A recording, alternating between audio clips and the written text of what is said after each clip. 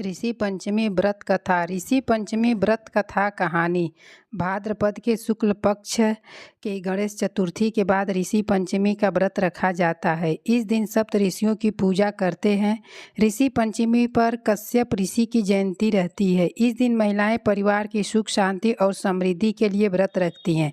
व्रत के दौरान ऋषि पंचमी व्रत की कथा सुनी जाती है। ऋषि पंचमी कोई त्यौहार नहीं है, बल्कि महिलाओं द्वारा सप्त ऋषियों यानी कि 7 ऋषियों को श्रद्धांजलि देने और रजस्वला दोष से शुद्ध होने के लिए रखा जाने वाला एक उपवास दिवस है। ऋषि पंचमी व्रत पौराणिक एवं प्रामाणिक कथा। इस समय राजा सिद्धार्थ धर्म का अर्थ जानने की इच्छा से ब्रह्मा जी के पास गए और उनके चरणों में शीश नवाकर बोले, हे आदिदेव, आप समस्त धर्मों के प्रवर्तक और गुण धर्मों को जानने वाले हैं। आपके श्री मुख से धर्म चर्चा श्रवण कर मन को आत्मिक शांति मिलती है, भगवान के चरण कमलों में प्रीति बढ़ती है। वैसे तो आपने मुझे नाना प्रकार के व्रतों के बारे में उपदेश दिए हैं। अब मैं आपके मुखारबिंद से उस श्रेष्ठ व्रत को सुनने की अभिलाषा रखता हूँ, जिसके करने से प्राणियों के समस्त पापों का नाश हो जाता है। राजा के वचन को सुनकर ब्रह्मा जी ने कहा, हे श्रेष्ठ, तुम्हारा प्रश्न अति उत्तम और धर्म में प्रीति बढ़ाने वाला है। मैं तुमको समस्त पापों को नष्ट करने वाला सर्वोत्तम व्रत के बारे में बताता हूँ। यह व्रत ऋषि पंचमी के नाम से जाना जाता है। इस व्रत को करने वाला प्राणी अपने समस्त पापों से सहज छुटकारा पा लेता है। ऋषि पंचमी की व्रत कथा नंबर 1। विदर्भ देश में उत्तक नामक एक सदाचारी ब्राह्मण रहता था। उसकी पत्नी बड़ी पतिव्रता थी, जिसका नाम सुशीला था। उस ब्राह्मण के एक पुत्र तथा एक पुत्री, 2 संतान थी।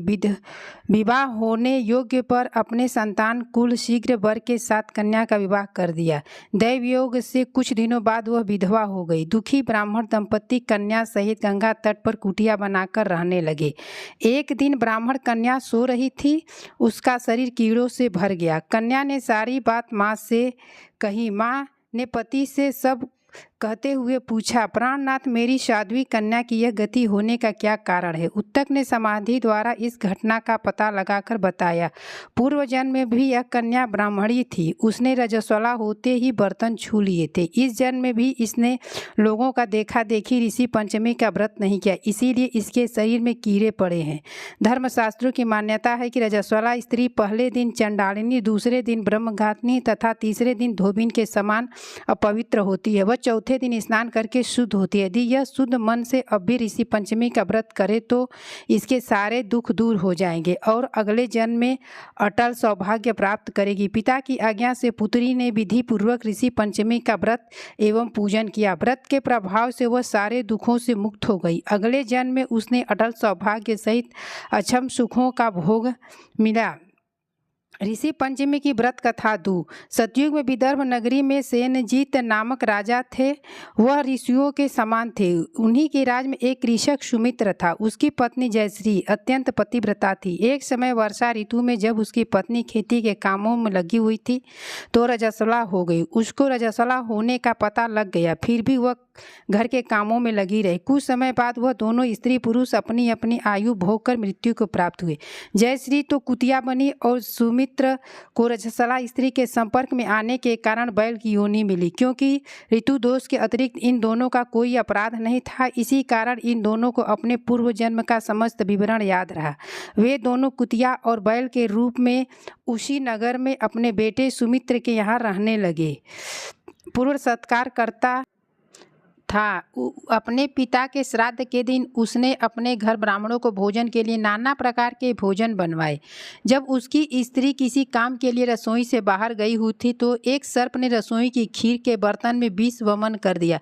कुतिया के रूप में सुमित्र की माँ कुछ दूर से सब कुछ देख रही थी। पुत्र की बहू के आने पर उसने पुत्र को ब्रह्म हत्या के पाप से बचाने के लिए उस बर्तन में मुंह डाल दिया। सुमित्र की पत्नी चंद्रावती ने कुतिया का यह कृत्य देख न गया और उसने चूल्हे में जलती लकड़ी निकालकर कुतिया को मारी। बेचारी कुतिया मार खाकर इधर उधर भागने लगी।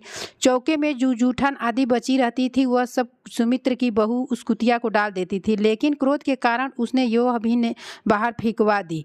सब खाने का सामान फेंकवाकर बर्तन साफ करके दोबारा खाना बनाकर ब्राह्मणों को खिलाया। रात्रि के समय भूख से व्याकुल होकर वह कुतिया बैल के रूप में रह रहे अपने पूर्व पति के पास जाकर बोली, हे स्वामी, आज तो मैं भूखी से मरी जा रही हूँ। वैसे तो मेरा पुत्र मुझे रोज खाने को देता था, लेकिन आज मुझे कुछ नहीं मिला। सांप के विष वाले खाने के बर्तन को अनेक ब्रह्म हत्या के भय से छूकर उनके न खाने योग्य बना दिया। इसी कारण उसकी बहू ने मुझे मारा और खाने को कुछ भी नहीं दिया। तब वह बैल बोला, हे भद्रे, तेरे पापों के कारण तो मैं भी इस योनि में आ पड़ा हूँ और आज बोझा ढोते ढोते मेरी कमर टूट गई है। आज मैं भी खेत में दिन भर हल में जुतता रहा। मेरे पुत्र ने आज मुझे भी भोजन नहीं दिया और मुझे मारा भी बहुत। मुझे इस प्रकार कष्ट देकर उसने इस साध्र को निष्फल कर दिया। अपने माता पिता की इस बातों को सुमित्र सुन रहा था।